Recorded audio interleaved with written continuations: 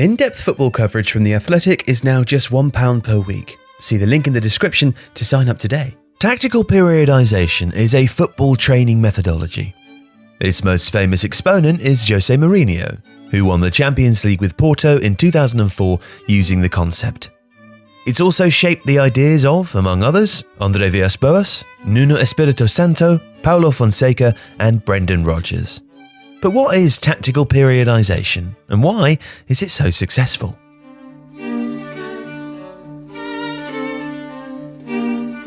Well, periodization as a concept has existed in sports since the 1950s, and designs athletic training in cycles that seeks to not only keep athletes in good physical condition by not overworking them, but also to build towards specific competitions.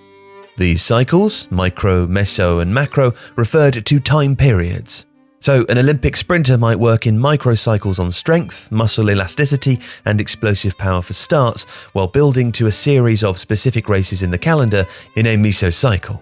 And the backdrop to this would be the run-up to the Olympics, which is every 4 years on the macro cycle. Tactical periodization takes this concept of cycles and applies it to football. It's a complicated model built on the simple premise that everything that happens on the pitch is based on tactics, and so training should reflect that. But tactical periodization takes all the other aspects of football, fitness, technique, psychology, and trains them within the framework of tactics. Now, it's more complicated than simply doing every session with the ball at your feet, but that's a good place to start when thinking about it. Now, the periodization structures this. So each training week is built around a cycle that builds up to a game and then allows players to recover from it before building up to the next one. Tactical periodization was developed by a sports scientist called Vitor Frade, who worked at the University of Porto before taking his ideas out of the lecture theatre and onto the training pitches at Porto, working first with Sir Bobby Robson. Frade blended various ideas, including systems theory, sports science and psychology, to build a model that has influenced coaches around the world.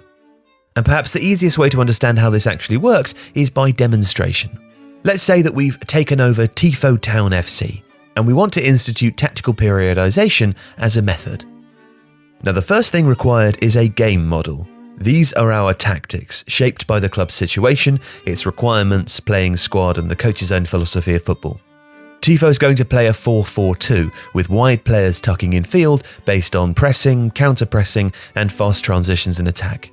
Now, let's assume that the club is happy with this, and we have a squad that is fairly well suited to this style already. Next, we apply this game model to the 4 phases of the game. Now, this is a key part of tactical periodization because everything is geared towards training players to know what to do in each situation that arises within these 4 phases, and they are attacking organization, so when the team is in possession facing an organized defense; defensive transition, when the team has lost possession but is not yet organized into its correct defensive position; defensive organization, when the team has achieved a correct defensive position and is trying to regain possession; and attacking transition, when the team has won back possession and the opponent is not yet in their organised defensive structure. Now, within each phase, different parts of the team are going to need to do different things. And this is where we can start to build our training schedule according to the principles of tactical periodization. Firstly, we construct a schedule that builds up to matches. Let's assume that Tifo Town play every Saturday. Sunday is our rest and recovery day, and the cadence of training builds to its most intense on a Wednesday. Within our training week, every session is then organised according to scales and principles. Scales are the whole or parts of the team, and principles are the actions we want our team to take during a game. So on a Monday, we might train the back 4 and defensive midfielders on defensive shape in the defensive organisation phase, while they face the attacking 4 who are simultaneously working on their attacking organisation phase. On Wednesday, the most intense day, we'll train the whole team on the main tactical principles, pressing or counter-pressing, for example. And on Thursday, with a specific game in mind, we might work with just the right-sided fullback and midfielder on how to attack the opposition's left-back, or work with a striker on training runs in behind a centre-back we know is slow. Everything is done with these principles in mind.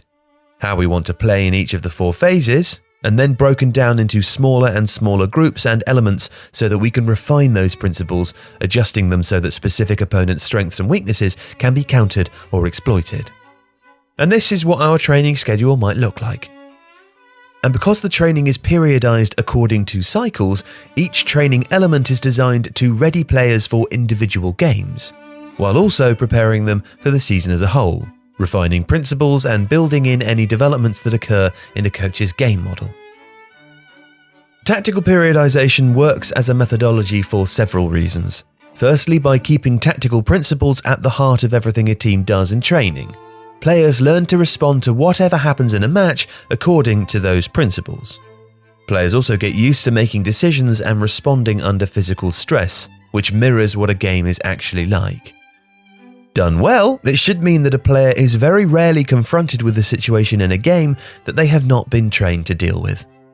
And also, integrating physical and technical work means that the training gets as close to match situations as possible.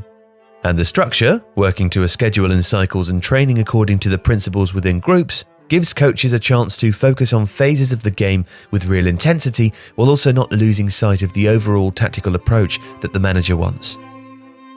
This is why the idea of tactical periodization as just being fitness training with a ball is too simplistic. And the reason is that football is a complex game, chaotic even. And players need to be able to respond to a huge number of situations quickly and correctly while operating at a certain level of physical stress. Tactical periodization is one answer as to how to get players to do this, and Mourinho and others have shown that if done well, it can be successful and influential. If you